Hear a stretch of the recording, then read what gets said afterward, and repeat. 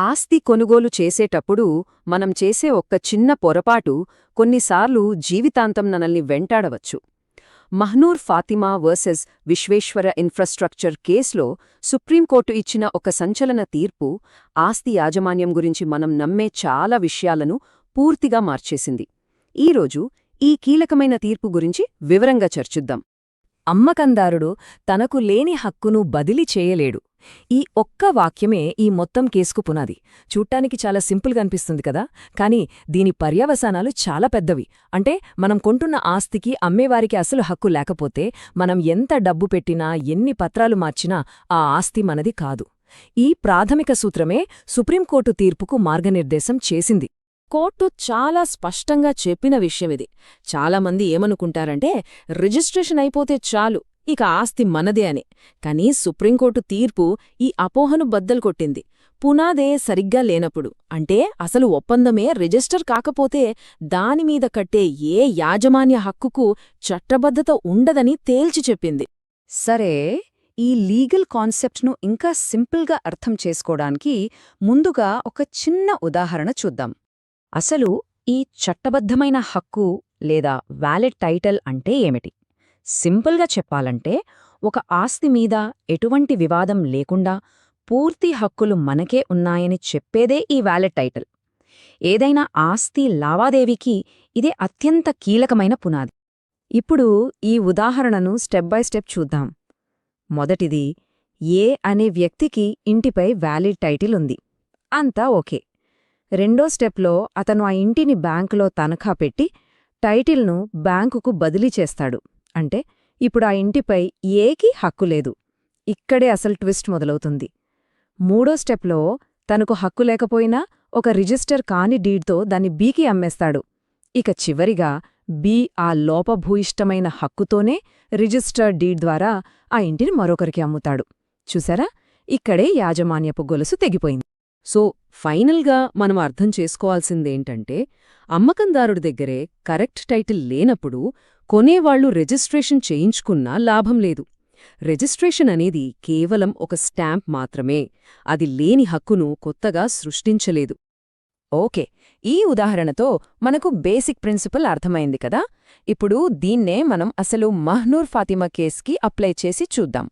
ఇది 99 ఎకరాల భూమికి సంబంధించిన చాలా సంక్లిష్టమైన వివాదం. ఈ వివాదం ఎప్పుడో దశాబ్దాల క్రితం భూ సంస్కరణల చట్టంతో మొదలైంది. దాని ప్రకారం 99 ఎకరాల మిగులు భూమి ప్రభుత్వానికి చెందింది. అంటే ఆ భూమికి అసలు ఓనర్, వ్యాలిడ్ టైటిల్ హోల్డర్ రాష్ట్ర ప్రభుత్వం. కాని ఇక్కడే ఒక పెద్ద తప్పు జరిగింది. 1982లో భావనా సొసైటీ అనే సంస్థ ఆ ప్రభుత్వ భూమిపై చట్టవిరుద్ధంగా ఒక రిజిస్టర్ కాని ఒప్పందం చేసుకుంది. ఆ తర్వాత అదే చెల్లని పునాదిమీద ఆ భూమిని ప్లాట్లుగా చేసి రిజిస్టర్డ్ సేల్ డీడ్ల ద్వారా చాలామందికి అమ్మేసింది. పాపం, తర్వాత కొన్నవాళ్లు వాళ్ల దగ్గర రిజిస్టర్డ్ డాక్యుమెంట్లున్నాయి కదా అని తామే అసలు ఓనర్స్ అని గట్టిగా నమ్మారు. అంతటితో ఆగకుండా వాళ్లు ప్రభుత్వ ప్రాజెక్టులనే అడ్డుకున్నారు. ఇంకా చెప్పాలంటే అసలు యజమాని అయిన ప్రభుత్వం నుంచే తమను కాపాడమని కోర్టులకెక్కారు. చూసారా పరిస్థితి ఎలా తలకిందులైందో? ఇలా ఎన్నో ఏళ్లు గడిచాక ఫైనల్గా ఈ కేసు సుప్రీంకోర్టుకు వెళ్ళింది. మరి ఇంతటి గందరగోళానికి సుప్రీంకోర్టు ఎలాంటి ముగింపు పలికిందో చూద్దాం. సుప్రీంకోర్టు తీర్పు చాలా సూటిగా, స్పష్టంగా ఉంది. ఒక్క ముక్కలో చెప్పాలంటే, ఆ సేల్ డీడ్లన్నీ చెల్లవు, అవి మొదట్నుంచి శూన్యం, అంటే వాయిడ్, అంతే. కోర్టు ఉపయోగించిన లాజిక్ చాలా సింపుల్ అండ్ క్లియర్. అసలు భూమి ప్రభుత్వానిది. సో భావన సొసైటీకి దాన్ని అమ్మే హక్కే లేదు. వాళ్లు చేసుకున్న మొదటి ఒప్పందమే చెల్లదు. ఇప్పుడు పునాదే చెల్లనప్పుడు దానిమీద జరిగిన రిజిస్టర్డ్ సేల్స్ అన్నీ కూడా ఆటోమేటిక్గా చెల్లవు. ఎన్ని రిజిస్ట్రేషన్స్ జరిగినా లోపభూయిష్టమైన టైటిల్ను సరిచేయలేవని కోర్టు స్పష్టం చేసింది.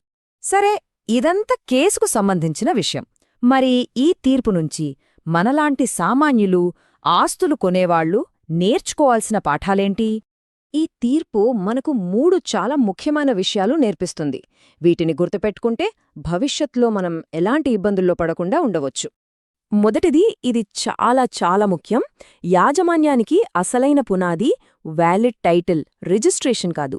రిజిస్ట్రేషన్ అనేది కేవలం ఒక ఫార్మాలిటీ. అంతకన్నా ముందు అమ్మేవాళ్లకి ఆస్తి మీద నిజంగా హక్కు ఉందో లేదో క్షుణ్ణంగా వెరిఫై చేసుకోవాలి. దీనినే టైటిల్ డ్యూ డిలిజెన్స్ అంటారు. ఇక రెండో పాఠం, రిజిస్ట్రేషన్ అనేది ఒక మ్యాజిక్ కాదు. అంటే అమ్మేవాడి దగ్గర టైటిల్లో ఏదైనా లోపముంటే రిజిస్ట్రేషన్ దాన్ని సరిచేయలేదు. అది కేవలం ఉన్న లావాదేవీని రికార్డ్ చేస్తుంది అంతే. చివరిగా మూడోది, మనం మంచి ఉద్దేశ్యంతోనే ఆస్తి కొన్నాం అనుకోవచ్చు, కాని చట్టం ముందు మన నమ్మకాలు కాదు, ఆధారాలే ముఖ్యం. సరైన లీగల్ బేసిస్ లేకపోతే కోర్టులు కూడా మనల్ని కాపాడలేవు. ఈ మొత్తం తీర్పుకు చట్టపరమైన బలం ఎక్కడ్నించొచ్చిందంటే రిజిస్ట్రేషన్ యాక్ట్ నుంచే. ముఖ్యంగా సెక్షన్ 17, సెక్షన్ 49 అనేవి ఇక్కడ చాలా కీలకం. ఇవి రిజిస్ట్రేషన్ ఎందుకు తప్పనిసరో, అది లేకపోతే ఏమవుతుందో చాలా స్పష్టంగా చెప్తాయి. అయితే ముగించే ముందు మనమందరం ఆలోచించుకోవాల్సిన ప్రశ్న ఇది. మన ఆస్తి డాక్యుమెంట్లు కేవలం రిజిస్ట్రేషన్ అనే కాగితం మీద ఉన్నాయా, లేక వ్యాలిడ్ టైటిల్ అనే బలమైన పునాది మీద ఉన్నాయా? ఈ ఒక్క ప్రశ్నకు సమాధానం తెలుసుకోవడమే మన ఆస్తికి అసలైన రక్షణ. ఈ కేస్ మనందరికీ ఇదే గుర్తు చేస్తుంది.